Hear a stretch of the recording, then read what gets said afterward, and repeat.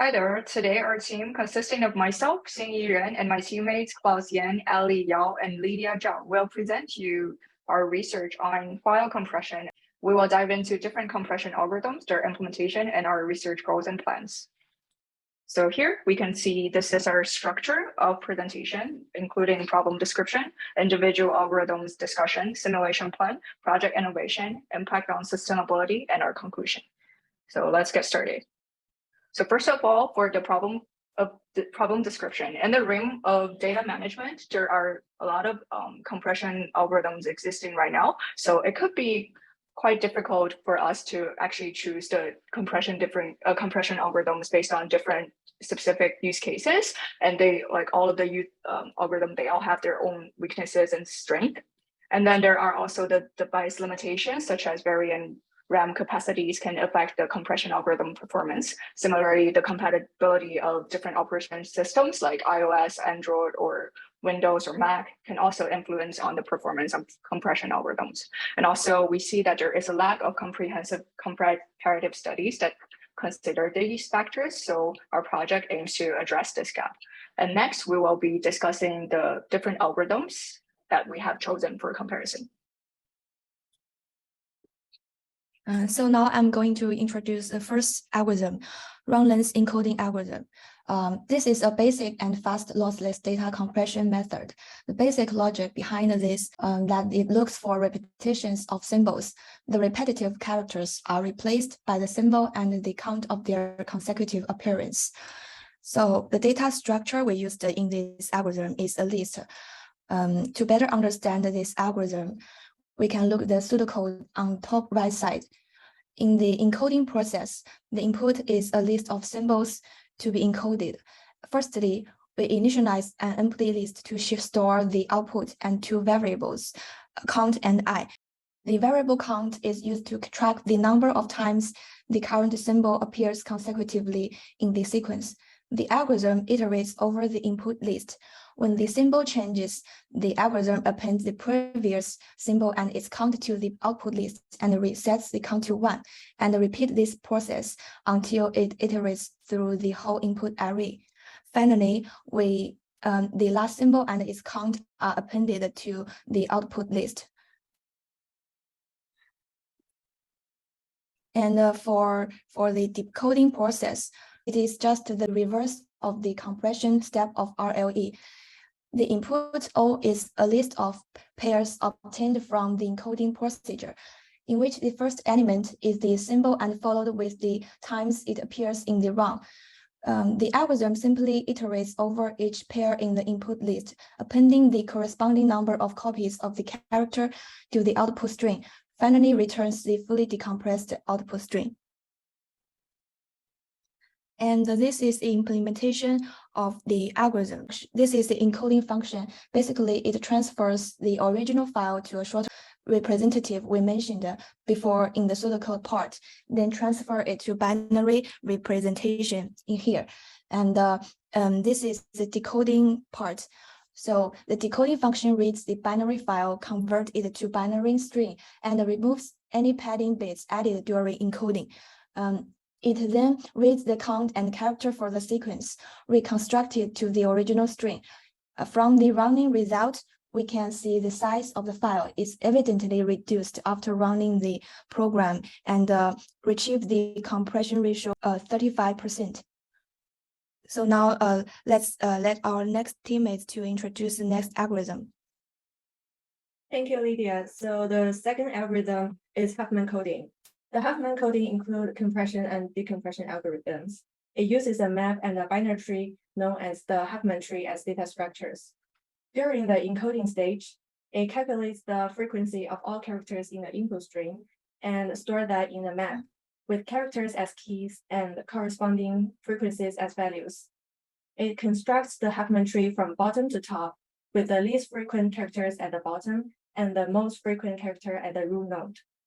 Each leaf node in the tree represents a character, and its weight is equal to the frequency of that character. Each intermediate node contains the total weight of the sub-branch. To encode a character, it traverses the Huffman tree from the root to the corresponding leaf node. When traversing the tree, a 0 is assigned to each left branch, and a 1 is assigned to each right branch. After the code is obtained, the algorithm encodes the input string by converting it into binary strings using the assigned code. During the decoding stage, it first examines each bit in the encoded binary string. Starts at the root of the Huffman tree. If the bit is 0, the algorithm moves to the left child node. If the bit is 1, the algorithm moves to the right child node.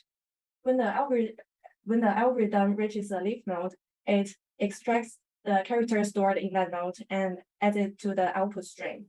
It repeats the process until the entire binary string is decoded. Huffman coding algorithm is implemented in Python to simulate the compression and decompression processes.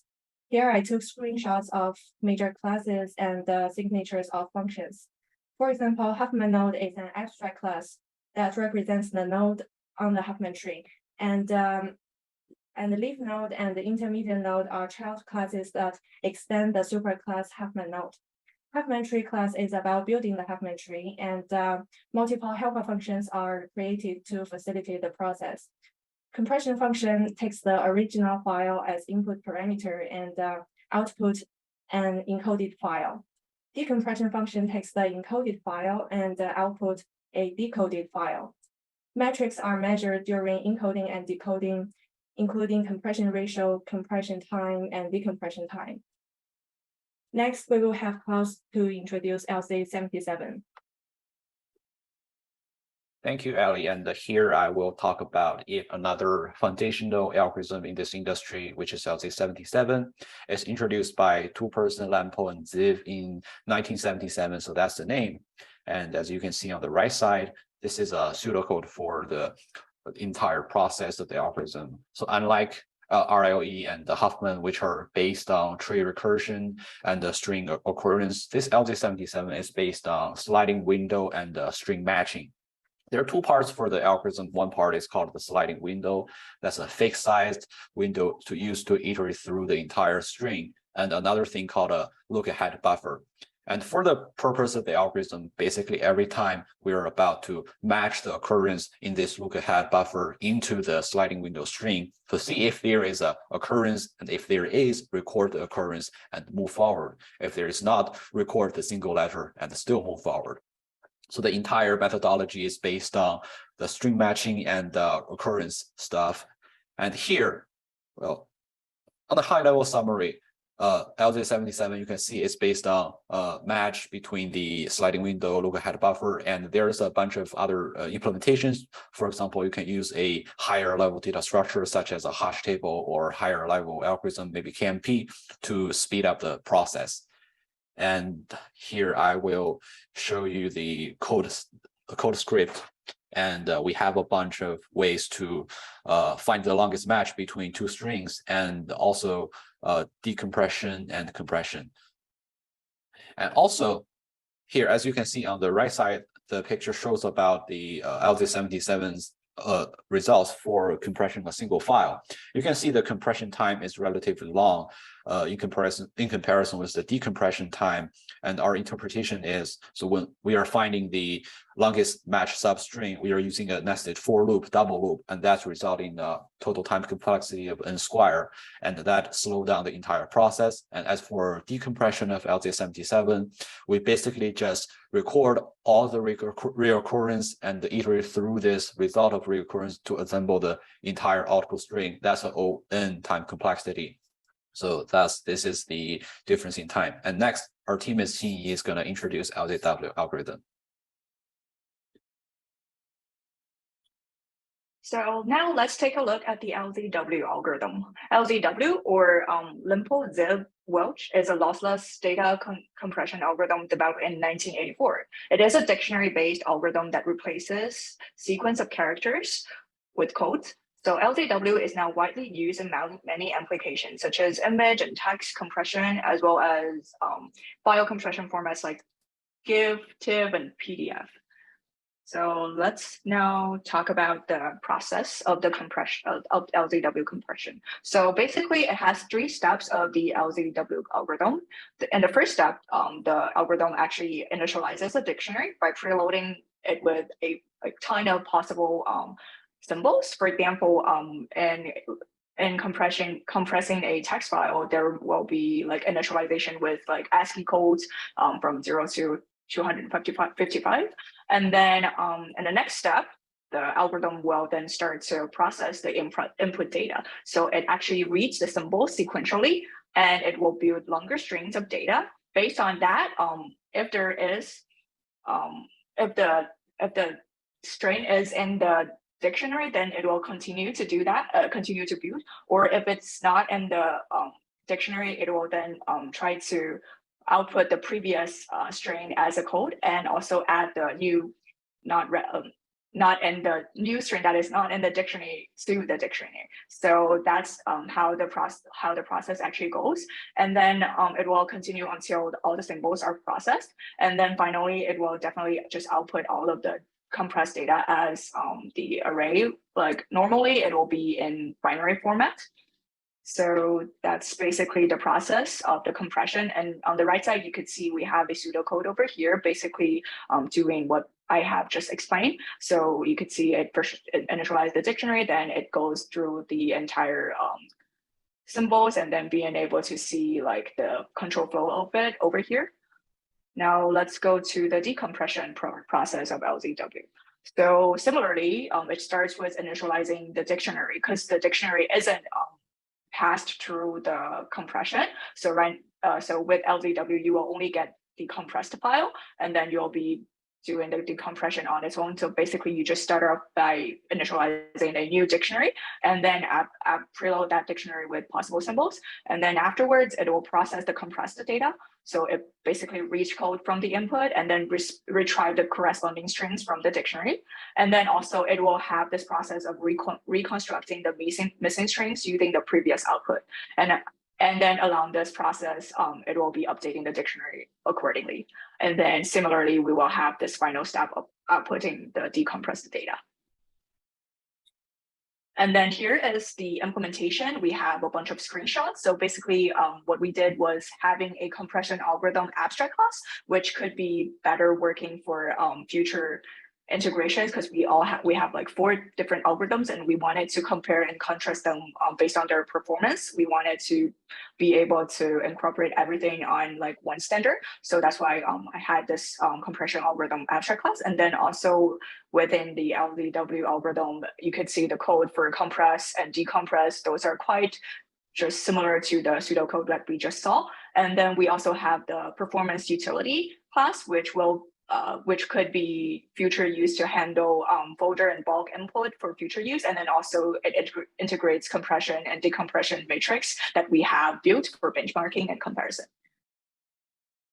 And then this is the working prototype we have for now. So basically we're having a main driver for the program to run with the folder path and system handling. And then also on the right side, you can see this is the benchmark result we have, like for different, a bunch of different files, say like the image text file called image. It's like mimicking an image. And then also we have a bunch of novels.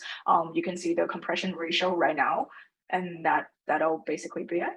On the next, we will have Ellie introduce you to our simulation plan. Thank you, Xinyi. So we plan to simulate compression and decompression algorithms on different operating systems.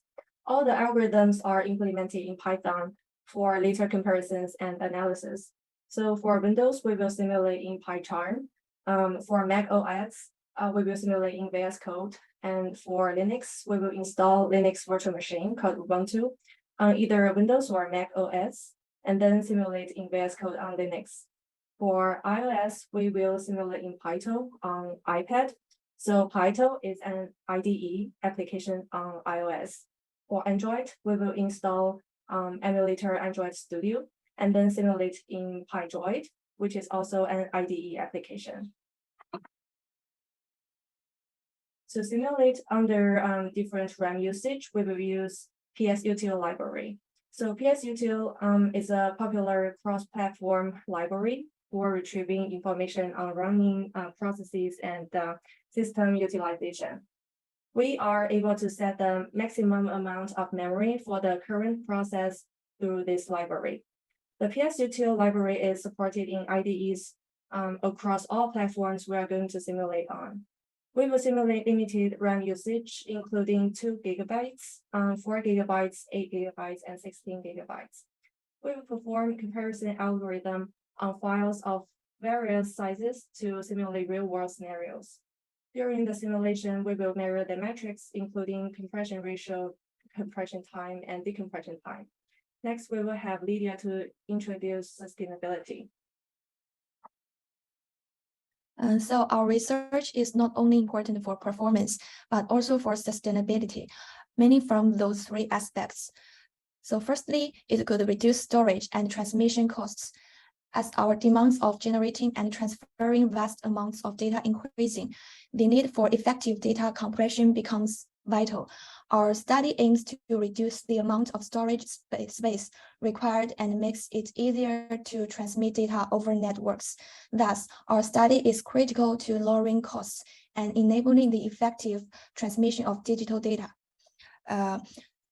Secondly, it could reduce energy consumption and carbon emissions. As more data is generated, the amount of energy needed to power the data centers that store and process the data also increases. Therefore, finding the most efficient compression algorithms that could reduce the size of data that needs to be stored and transmitted can have a significant impact. Lastly, it could reduce electronic waste due to its compatibility, because it ensures that the algorithms can be applied universally across different platforms with the need for specialized hardware or software. This can reduce the need for frequent upgrades or replacements of hardware and software. Next, we will have Klaus to introduce the project innovation. Okay, so I'm going to talk about project innovation part. So we will offer interpretation about each compression algorithm's efficiency with RAM limitation. So this is this could be very useful on many applications, especially for the Internet of Things, where all kind of different different processors have different power for calculation.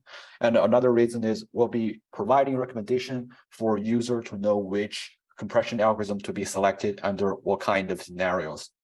And the third reason is we have a cross-platform compatibility, and we're going to identify the best compression algorithm.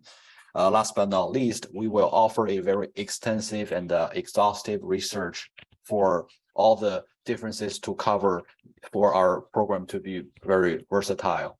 And next, Xinyi is going to make the summary for the presentation. So to conclude, our research goals and objectives are to compare the performance of the 4 different algorithms, namely RLE, Huffman, LZ77, and LZW, under limited RAM and with different operating systems. So our current stage of implementation includes 4 different algorithms implemented and running locally on our machines. And we are actually seeing preliminary benchmark results with our algorithms. And the potential impact of our research includes many applications, especially LOT, and might be useful for choosing compression algorithms for resource-constrained devices. So in the future, we're going to test these algorithms on different platforms, as we have stated in the simulation plan, along with the different RAM size limits using the Python with the PSUtil and some platform-specific softwares. We will also be including more files with various sizes to our dataset for better analysis. And then after the upcoming simulation process, we will then be evaluating and analyzing the results using the matrix that we have established. And that's all. Thank you for listening to our presentation on file compression and regeneration.